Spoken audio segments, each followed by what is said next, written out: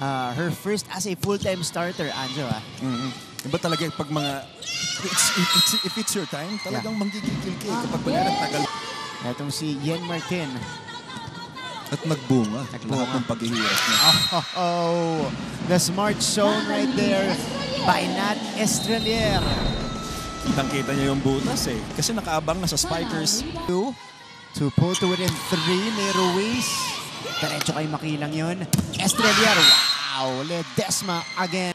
Sobrang solid sa gitna. As a blocker and as a quicker neto ni Ledesma. Oh, lefty push. Oh, wow! Good adjustment from Silverio. There. They go back to May. Drops it. Very good floor defense ng both teams. Judel! Scores! And what a block nila.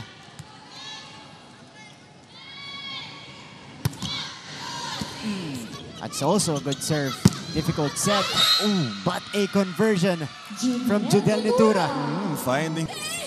It is Estrelier to Makilang. Oh! Good reflexes by Inday Laurente. Oo, tama. Ang ganda ng timing niya doon. Nakita rin niya na parang off-speed option agad. Kaya hinintay niya yung drop ball. Pinalit niya sa kapila. Nawalan. Work. Patara. Their own version. Lalamay with the underhand setup. That's a check ball. Judel gets it. Pero ang maganda dito, both teams. Free ball. Nagkagulo dun sa JRU. Judel and set number 1. Nitura is just unstoppable here in this match. This time going cross-court for a change. Diskarte mo. De La Cruz. Pinalik. Deyala swings away for their first point in the second. Masyadong malakas. It's a jump serve again. This time going in. Laurente. Ring! Single block by Ledesma. Career sa volleyball. Okay. Uy, over receive. Bihira yun mula kay Silva. And it is taken advantage. Dito si Coach Mia. Let's see. Azareno. There you go. Scoring a point right there. Estrelier opting for that one-hand dig sana. Pero medyo mataas yung flight ng bola. Dapat in-overhand na lang niya eh. Kinamay niya sana. Better execution. But again, good floor defense from the Lady Bombers. Another chance for Nitura. Strikes of the combination.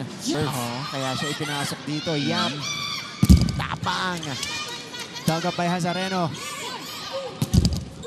Oh, Ruiz putting it down. Yeah, Ruiz powering it through with a little bit of help. Galing sa net. Napunta sa gitna ng blockers. Walang depensa naman para sa side. 20-18. Uy! Tumawid. Yep. Pati kay Nitura who fires a point. They gotta wake up now. Good serve. Tapang. Mahirap na first ball to. Martin, bounce it off the net. And that's a point for Yen Martin. Set point. Letra. Here's Martin. Wala pa rin yung drop. Well covered by JRU. Hazareno. Yes! Wow! That's a tough angle para kay Hazareno. Ang ganda ng bali. Nakakarami ng attempts pero hindi makapatay ng bola that time. She was able to score. Del Pilar. Ooh! Ang bilis ng bawi ni Del Pilar para sa possession na yon. Ang haba kasi ni Del Pilar eh.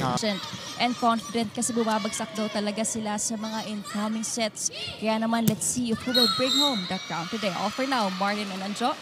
Maraming salamat, Arlov de Jesus. And yeah, inyo hinahanap din. Medyo nawawala sa composure itong Giant Lady Bombers kapag nalalamangan sila. Yun yung isa sa nakikita ko. Kapag hindi sila nakakapatay o nakaka-side out agad, humihina yung intensity nila pagdating sa loob. Mas lalo na pag nagko-commit sila ng mga unforced errors na hindi naman kailangan, nawawala yung momentum sa kanila eh. Naman sila. Consistency. Judel. Jodel swings again. Nitura continues to fire away. Mas bilang nawala. Off speed. Jodel denied. Encouraging kill block. Marunong magpasa. Dami ng variations. Laramay. The pass to Tapang. Cross-court for Leia Tapang. Yun na. Ang lakas ng cross-court attack ni Tapang that time. Nahirapan ang depensa ng latter part na ng rally, parang napapagod na eh. Yeah. You have to commend the floor defense of both teams. Lalo na yung mga libero natin.